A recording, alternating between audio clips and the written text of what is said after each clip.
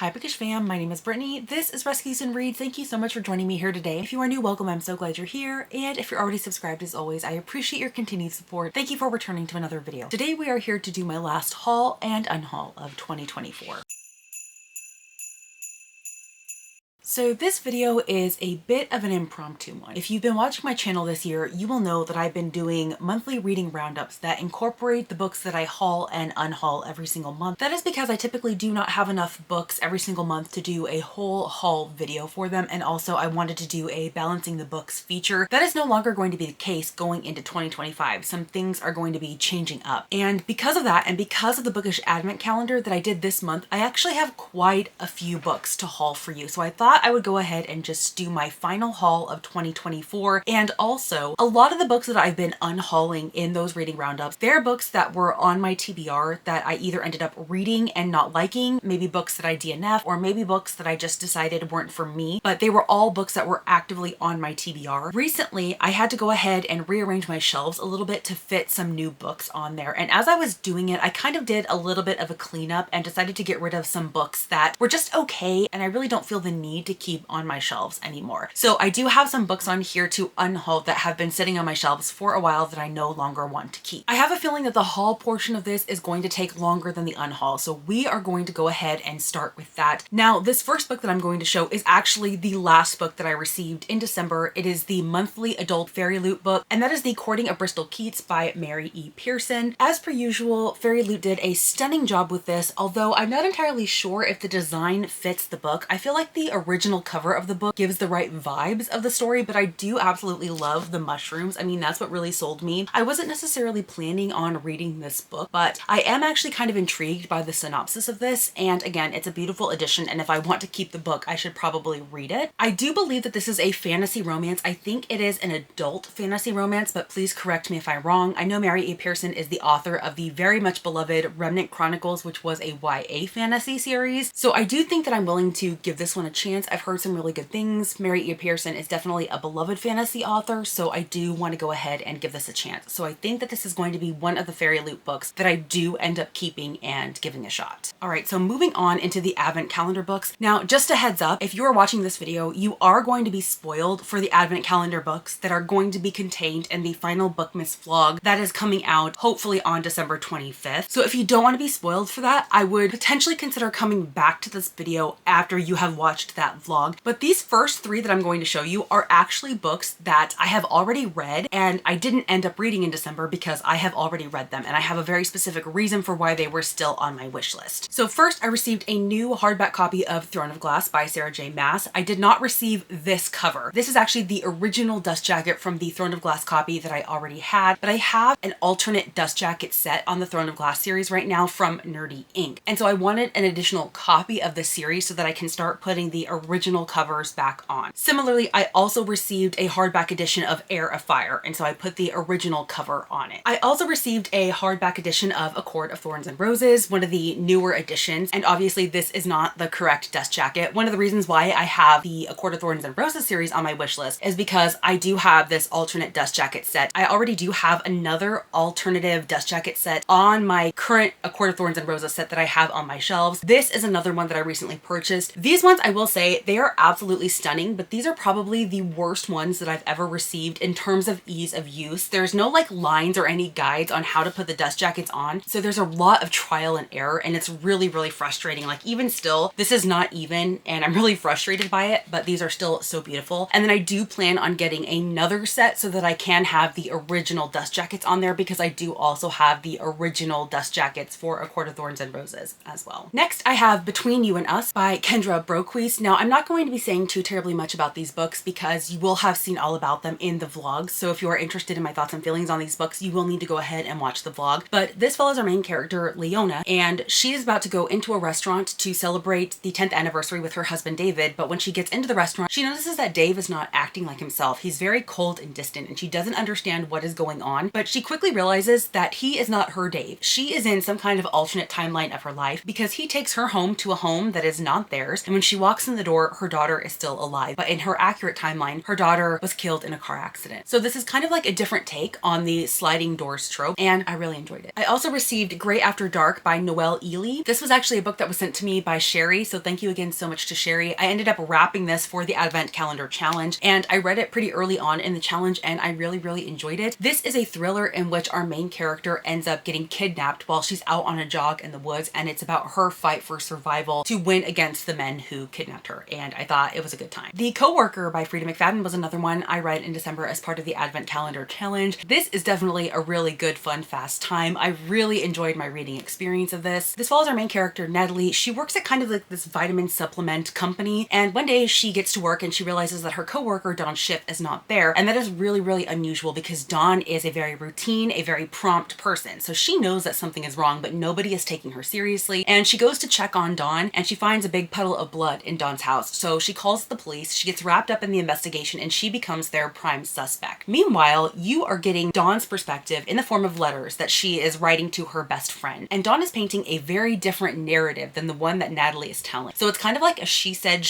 thing. Natalie swears that she is innocent, that she didn't do anything to Dawn, and you're kind of inclined to believe her, but at the same time, you are hearing all the things that Dawn is saying about Natalie in these letters, and you are not entirely sure who to trust. And as per usual, it was like a fun, twisty time, and I enjoyed it. The first book that I read as part of the challenge was Forever Interrupted by Taylor Jenkins Reid. This was the last book that I needed to read in order to read Taylor Jenkins Reid to Zero, another one that I really enjoyed. This is about our main character, Elsie. She was recently married to Ben after a very whirlwind romance, and just 9 days after they are wed, he is tragically killed while he is riding his bike home. And this is very much about her grief, but it is also about her building a relationship with her mother-in-law, who she never met, and her mother-in-law never even knew that Elsie really existed. So that adds a layer of complexity, obviously, to this story. And once again, it's Taylor Jenkins Reid. I enjoyed this in the same manner that I enjoyed all Taylor Jenkins Reid. This wasn't my favorite by her. I think this is probably one of my least favorite by her, just because I had a lot of technical issues with it, but it was still very well written, and I loved the way that it explored grief. So very glad to have read this one. I also read The Family Experiment by John Marrs. This is not one that I unwrapped for the Bookish Advent Calendar. However, it's one that I read in replacement of something that I did unwrap for the Advent Calendar. I'll get to it in a second, but it's essentially a Chiltern Classic edition. I had already read the story. I just wanted that specific edition. And so since I needed something to read in its place, I decided to read this, which was so kindly sent to me by Andrea. Thank you so much again to Andrea. I absolutely had a phenomenal time with this. This was incredibly entertaining and thought-provoking. It is set in the same world as The One and the Passengers by John Marrs, in that near futuristic world. And as per usual, it was just very thought-provoking, and I really enjoyed this one. I also read The Warsaw Orphan by Kelly Rimmer as part of the Advent Calendar project. And honestly, this is one that was just okay. I had a lot of issues with this, especially because I don't feel like this book was focused enough. I don't feel like it knew what it wanted to do. So I haven't officially decided yet on whether or not I'm keeping this. So this could definitely be one that I unhaul later on, but for right now, I am going to hang on to it. Here is that Chiltern edition that I was talking to you about. This is The Secret Garden. I have already read The Secret Garden, but the Chiltern editions are some of my favorite classics editions. So I went ahead and added this to my wish list so that I can have it in this edition as well. This is the book that I replaced The Family Experiment for. I also read Drowning as part of the Bookish Advent Calendar, and I absolutely loved this one. I definitely enjoyed it more than Falling. I typically don't love super fast-paced, plot-driven thrillers, but this just worked. It was so well crafted, and by the end of this, I actually started feeling a lot of things for the characters, and that normally doesn't happen in such a plot-based book like this. But TJ Newman did a phenomenal job. This was very well crafted, very intense, very high stakes. This follows a plane full of people, and within the first page or two of this story, the plane is crashing and it ends up in the ocean, and there are about 12 people still on the plane, sunk to about 200 feet below the ocean surface, and it's about their struggle to survive. And it's also about people topside who are trying to figure out how they could potentially save these people, especially since the plane landed nose down on the edge of a cliff. So it's a very precarious, intense situation, and I really enjoyed it. The Clinic was another thriller that I read during the Bookish Advent Calendar Challenge, and I really enjoyed this for the most part. This is definitely not something that I emotionally connected to, so it was kind of flat the whole way through. It could definitely be a book that exists and I read it, but for the most part, I had a decent time during my experience with reading this. The Will of the Many by James Islington. This is one that I did unwrap for the advent calendar, but I didn't read it. It is obviously a very chunky fantasy. It is something that is very, very highly regarded, but for this project, I knew that I wasn't going to be able to give my attention to a fantasy like this, so I set this aside for another book, and I will get to which one in just a second because it is one that I will be hauling, but this is one that is definitely being added to my TBR to read hopefully in 2025. So that for the most part was the end of the bookish advent calendar books. I have one more to talk to you about and I will mention that in a second, but now let's go ahead and talk about all the books that I hauled from Book of the Month for December. The first we have Rental House by Wakey Wang. This is an incredibly teeny tiny book, y'all. This book is only 213 pages. In fact, I would say it's probably more novella length than anything. This is actually one that I plan to get to next in replacement of the Air of Fire book that I received as part of the Advent Calendar Challenge that I'm not obviously going to read. I received the audiobook from my library, so I should hopefully be able to get to this today, and based on how short it is, I might actually be able to finish this today. This is a literary fiction that is kind of going to talk about cultural differences. It follows, if I remember correctly, an Asian woman who is married to a white man and the culture conflicts that happen between their families, and I think that there's going to just be a lot of complicated family dynamics here, and y'all know that I love stories like that, so we're gonna see how this goes. Another one that I picked up was Pictures of You by Emma Gray. I haven't actually read anything by this author, but I've heard a lot of really amazing things about her prior release called The Last Love Note. I believe she writes very hard-hitting contemporaries, maybe with a splash of romance, and I'm really excited about this one. I believe this follows a main character who has memory loss. Yeah, it says Evie Hudson should be grieving her dead husband, but since the car crash that claimed his life and landed her in the hospital, she can't remember him at all. The only person who can help her piece her past together is her high school best friend, Drew Kennedy. When snippets of her memory start falling into place, Evie wonders exactly how she ended up in a life that couldn't be further from the one she dreamed of. This time around, she's seeing all the things she's missed and the life she gets to choose again. So I feel like this could be a second chance romance, only a second chance and the fact that she gets a second chance at love after losing her husband. And I'm here for it. I think this could be a really emotional read. And obviously you can probably hear Archibald scratching on the door of my office. I am terribly sorry about that. Unless my husband picks him up and locks him in his office with him, he's just going to do that. So I'm so sorry if that is annoying or distracting. Then the book that I actually read in replacement of The Will of the Many was A Home for the Holidays by Taylor Hahn. This is one of the holiday releases from 2024 that really caught my attention because it definitely seemed like it was going to be a harder hitting contemporary. This follows our main character, Mel Hart. She is a wedding singer and she gets a call one day that her mother has passed away. She has a complicated relationship with her mother because her mother is an alcoholic. Her mother always did her best to make sure that Christmases were a very magical time, and so she ended up believing in Santa for way longer than maybe any kid should. She still has complicated feelings because her mother failed in a lot of other ways at being a mother, and she hasn't really spoken to her mother in a while. They are not necessarily estranged, but they are not super close either, and so now she's having those complicated grief feelings because she loves and misses her mother, but she's also angry at her mother for some of the things that she did. And then one day an old friend of her mother's shows up on her doorstep, and this friend has not seen Mel's mother in like 35 years. They had a falling out for a very specific reason, but Barb, Mel's mother's friend, wants Mel to understand the side of Mel's mother that she knew 35 years ago. And overall, I really enjoyed this story, but I didn't really feel like the romance needed to happen because it happened in here really quick. It follows Mel falling for Barb's son, and it happened in the span of like 3 days. I mean, already they were telling each other that they loved each other, and I just was like, this is a little bit too insta-love for me, especially because both of these characters are going through really complicated things in their life. Like, the love interest in here was going through a divorce, and they weren't even officially divorced yet, so I was like, I don't know if this is exactly the right time for these two to be in a relationship with each other. So that was really my only main complaint, but overall, even though this was a very short story, I felt like it was fully realized, and I enjoyed it for the most part. And then the last book that I have in here, it is actually a January release, I believe, so I won't be tackling this one until next year. That is Homeseeking by Carissa Chen. This is another literary fiction, kind of complicated relationship dynamics that follows a couple, I think over 60 years, like they were sweethearts when they were younger, something happened that tore them apart, and now 60 years later they are reuniting, and I'm interested to see the dynamics of that. So I am looking forward to this, and I'm also looking forward to more intentionally getting out of my comfort zone. I'm not a big literary fiction reader. They don't usually work for me, but I'm really hoping that I can dive more deeply into that genre in 2025. All right, and then the last books that I have to haul are actually the Fairy Loot special editions of the Mariana Zapata books that Fairy Loot released a few weeks ago. They were just shipped to me, So I have All Roads Lead Here, which I did read a couple of months ago and I really, really enjoyed. I just think these covers are super, super cute. There are these sprayed edges. There's the back. Look at that hardcover, y'all. It's got green foiling on it on a white background. That is really interesting. There is the spine and there is nothing on the back. And then these end pages just has this cute floral backpacky design on there. And then we also have The Wall of Winnipeg and Me. This is probably the Mariana Zapata that I hear the best things about. And so this is probably the one that I will read next. I believe it is a sports romance. There is the sprayed edges, the back, the spine. This one has blue foiling with a helmet and flowers. There's the spine and there are the end pages. And then Fairy Loot did send me the dust jacket for From Lukov with Love, which I have here. If I remember correctly, they released a special edition of From Lukov with Love that had mostly the same cover, the original cover, but then other customizations like sprayed edges. And then when they came out with this, they then came out with this dust jacket. So if I get From Lukov with Love, I can put this dust jacket on it, but it won't have the customizations because I didn't end up getting that one because at the time I wasn't sure if Mariana Zapata was the right author for me based on my past experiences with her, but I'm still happy to have this cover should I ever get another edition of From Lukov with Love. All right, everyone, and now let's quickly run through some of the books that I am unhauling from my shelves. First, I have A Quiet Life by Ethan Joella. I read this for the Amazing Readathon and it was fine. It didn't do a lot for me. I didn't feel emotionally connected. This is a book that exists and I read it. I remember almost absolutely nothing about this story and I don't feel the need to keep it on my shelves. Similarly, A Talent for Murder. I talked about this in the tier ranking video that I did of all the Book of the Month thrillers that I read in 2024. This was just fine. It wasn't anything remarkable. I didn't love it and I don't feel the need to keep it, especially since I really don't have any other Peter Swansons. The Holdout by Graham Moore. This was a legal thriller that Book of the Month released years ago. Yeah, in fact, it says February of 2020. So I've had this book now for almost 5 years at this point, and I did have a great time when I was reading it. I found it to be very engaging, very fast paced, but this is another situation that I remember almost nothing about this story. I couldn't tell you almost a thing about it at this point, and because of that, I don't think that I should be holding on to this just because I remember enjoying it in the moment. Similarly, I have a true crime nonfiction called Tell Me Everything by Erica Krause. I remember being really interested in the story when I read it, but this is another one that really hasn't stuck with me, and so I don't feel the need to keep it. I am going to go ahead and unhaul The Invisible Husband of Frick Island. I picked this up because I had read another Colleen Oakley called You Were There Too that I really enjoyed. I also really enjoyed Close Enough to Touch. I find the synopses of Colleen Oakley's books to be really, really unique and interesting, and I picked this up and I was really disappointed by it. I really disliked the story. I had a lot of problems with it, and even though I'm keeping the other two Colleen Oakley books on my shelves, I am not going to be keeping this one. Speaking of Peter Swanson, Her Every Fear is finally getting unhauled. I read this years and years and years ago. It has been at least 7 years since I read this story. This was my first experience with Peter Swanson. This again, I remember being very, very underwhelming. I didn't love this book and I haven't remembered a thing about it since I read it. I don't know why I kept it. I think I kept it because I've heard so many amazing things about Peter Swanson and I wanted to keep it just in case I read something else by him and loved it. And since A Talent for Murder is going, I feel like this can go as well. I'm also unhauling Keep Her Safe by K.A. Tucker. This is one of her like more romantic suspense type of stories, and this is another one that I remember really enjoying in the moment, but I don't remember anything else about it. Almost all of the other K.A. Tuckers that I have are her more contemporary romances. They are in paperback form. I don't feel that this needs to be taking up a spot on my already limited mystery thriller shelves, so I'm gonna go ahead and unhaul it, especially since, once again, I cannot tell you a thing about it. Next, I have Sorcery of Thorns by Margaret Rogerson. This is a young adult fantasy, and it was fine in the moment, but I don't plan on reading any more young adult fantasy in general for the most part. I definitely don't plan on picking up more Margaret Rogerson. I've already unhauled some of the special editions of her books that I got, I think it might have been from Fairy Loot, and so I think that it's time for this one to go as well. I'm also unhauling these collector's editions of Six of Crows and Crooked Kingdom by Leigh Bardugo. These are naked hardcovers with some beautiful foiling, and while I do think that they are gorgeous, that's really the extent of the customization on these, and I just got some beautiful special editions of these stories. I think it was from Owl Crate if I remember correctly, and so I really do not feel the need to keep these really basic editions on my shelves. I think somebody else would be really excited to have these, and I'm gonna go ahead and pass them along. And the one bookish advent calendar book from December that is finding its way into the Unhaul pile, Maybe Now by Colleen Hoover. I read Maybe Someday and I really enjoyed it, although there were definitely a lot of problems with it for sure. There are a lot of things in that book that I can find issue with, and I'm sure a lot of other people did find issues with, but I felt like the angst was like top tier. I don't feel like it needed another story. If you have read that book, you will probably understand what I'm talking about. Again, I talk more about my reasons for DNFing it at the beginning of the vlog that is going to be coming out on Christmas Day. So if you are interested in hearing those thoughts, you can stay tuned for that clip. But since I'm not going to be reading this one, I don't feel like I need to keep this, even though I do have all of Colleen Hoover's other books, but I just don't feel the need to keep it. And then the last book that I have here is The Da Vinci Code by Dan Brown. This is the one and only Dan Brown I've ever read. It's the lone Dan Brown on my shelves. I don't really plan on reading anything more by him, so I really don't feel the need to keep this one. So it's going. All right, everyone, that is it. That is the last haul and unhaul for 2024. All of the books that I'm unhauling today will eventually find their way to my Pango. I just have to have a moment to go ahead and put them up on Pango. If you have made it to the end of this video and you are not feeling chatty, go ahead and leave me an airplane emoji in honor of Drowning by TJ Newman. And as always, if you like this video or if you just like me, please be sure to give it a big thumbs up. Throughout the month of December from the 1st through the 25th, I'm aiming to bring you one video a day leading up to Christmas. And if you don't want to miss any of that content or chaos, please hit subscribe down below if you have not already. I would love to connect with you in any of those future videos or on any of my other social media platforms, including my newly announced Patreon, which you can find linked down below along with any books featured in the video, except for this one, y'all, because I really just don't feel the need to link all of the books that I'm hauling and unhauling, but I will have my Pango Books account linked down below for you in case you are interested. And until next time, y'all,